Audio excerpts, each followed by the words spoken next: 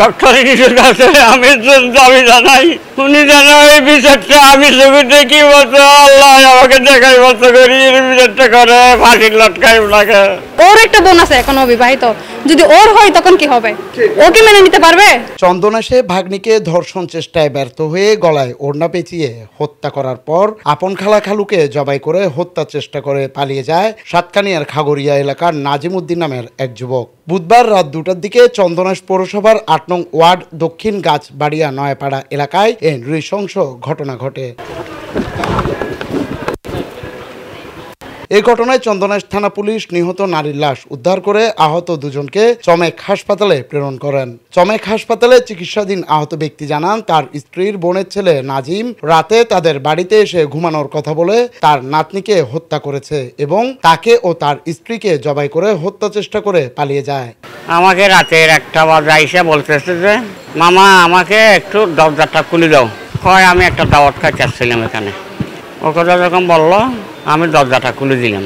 ওই নিচে বিছনা যেটা করছে উনি এটার নামছে নামিয়া এরকম ফাঁসাফাঁসি বসছে আর কি। হঠাৎ করে বাবা আমাকে গলা টিপে ধরছিল। আমি ধাক্কি করতেছি, এরকম করে দাঁড়িয়ে এরকম করে আমার ফোঁসা আরম্ভ করে দিচ্ছে। আমি কেমনে মরে যাবো? আমি করতে পারবো না, আমি লাচ্চায় মারতেছি আছে মারতেছি বলতো নাই আমার এতটুকু। তারপর গাটা খাড়াখাড়ি করতেছি এখানে 8টা সিলাই করছে মনে হয়, 8টা করছে সিলাই। তো এগুলো করার পর আমি সিল্লাইছি, আমার বাসাও আমি এরকম সিল্লাইছি। আমার পরিবার উঠে আসতেছে এদিকে আসতেছে, ওনারও মারতেছে। এরপর গাটা সাইডে উনি দৌড় দিছে। আমার পরিবারকে যখন দিছে খাইতে দিছে, এরপরে আমরা খুঁজতেছি যে আমার নাতিন কই। ওই টাইমে বাথরুমে ঢুকে আমার নাতিনকে শেষ করে দিয়েছে বাবা। বাংলার বুকে এই ধরনের ঘটনা কোনো সময় যেন আর কেউ না ঘটাই প্রধান উপদেষ্টা ডক্টর ইউনূসের কাছে আমি দাবি জানাই, উনি যেন এই বিচারটা আমি চোখে কি বলতো আল্লাহ আমাকে দেখাই বলতো করি বিচারটা করে ফাঁসির লটকাই ওনাকে।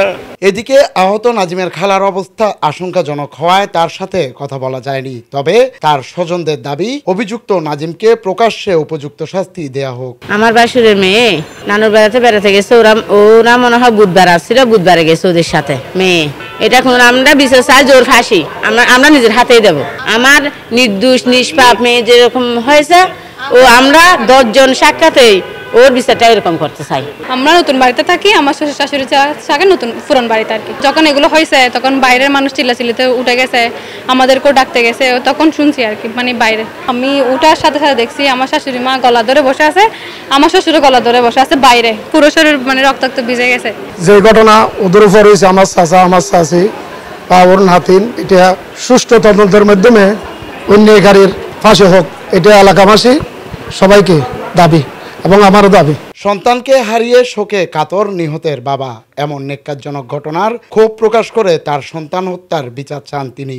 আমার মেয়ে নানির সাথে আছে, এখন আমার মেয়ে লেফটেন্যান্ট যাওয়ানোর সাথে সাথে আমার মেয়ে লেফটেন্যান্ট আটকা ফেলে লেফটেন্যান্ট আটকাই আমার মেয়ে তো বাসত নামাজ দো ঘরে এত নামাজ কিনলো আর মেয়ে বই খারাপ করে চেষ্টা করেছে আর মেয়ে বললে শোনাছে বাসত নামাজ দো ঘরে আর মেয়ে মানে জোর গিয়া করি রে অত্যাচার করতে যাই আর মেয়ে অত্যাচার করতে যাই ফাজারা বাজারি করে লাস্ট বেতন হইতে আর মেয়ে গলা ফাঁসে দিই রে হরণ মেড়া দিয়ে ওনা মেড়া দিয়ে আমার সিবি ধরে মারে আর মেয়ে মারি বলি তার মৃত্যুর বদলা মানিকে মানিককে শাস্তি চাই আর সুষ্ঠুভাবে বিচার চাই। নিহত শিক্ষার্থী আরজুর মরদেহটি ময়নাতদন্তের জন্য চমেক হাসপাতালের মর্গে প্রেরণ করা হয়েছে বলে জানান চমেক হাসপাতালের উপপরিদর্শক আলাউদ্দিন। গতকাল চন্দনাশ পৌরসভা 8 নম্বর ওয়ার্ডের নয়াপাড়া শামসু কমিশনার বাড়িতে একটা হত্যাকাণ্ড শিকার হয়।